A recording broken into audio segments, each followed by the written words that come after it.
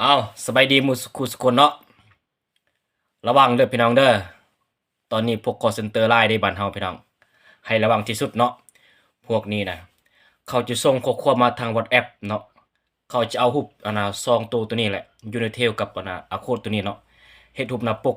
WhatsApp แล้วก็ Facebook เนาะทักไม่ทักไปหาเฮาหั่นแหละพี่น้องเออว่าตอนนี้บัญชีของท่านหันมีปัญหาเนาะเออ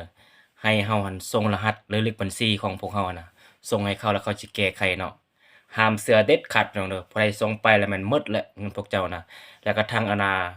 โลโก Unitel เนาะก็จะเฮ็ดรูปหน้าปกทาง WhatsApp และ Facebook เนาะทักมาเฮาห้ามส่งเบอร์ห้ามส่งรหัสไปเด็ดขาดพี่น้องเนาะ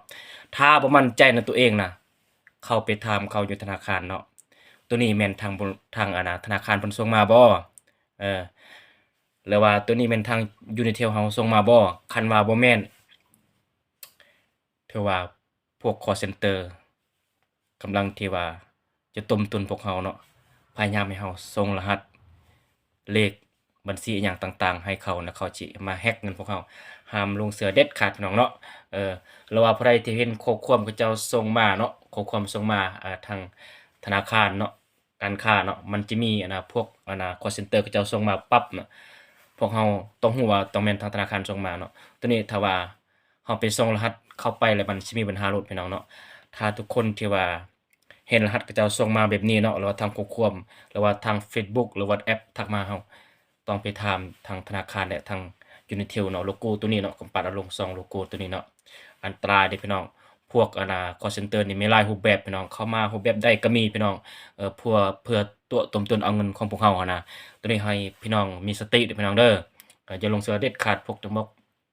มาคอรหัสอันนี้อันนั้นน่ะส่วนหลายเป็นคนลาวนี่แหละเนาะเออ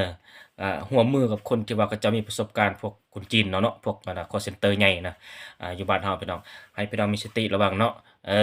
มันก็มีหลายแนวเนาะบางทีก็มาแฮ็กเฟซ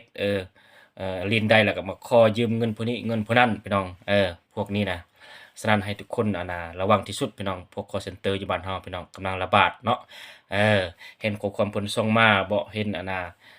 Facebook เขาเจ้าทักหาบ่ถ้าว่าทาง WhatsApp เนาะเพิ่นได้เบอร์เฮาแล้วเพิ่นสิทักมาเพิ่นใช้โลโก2อันเนาะ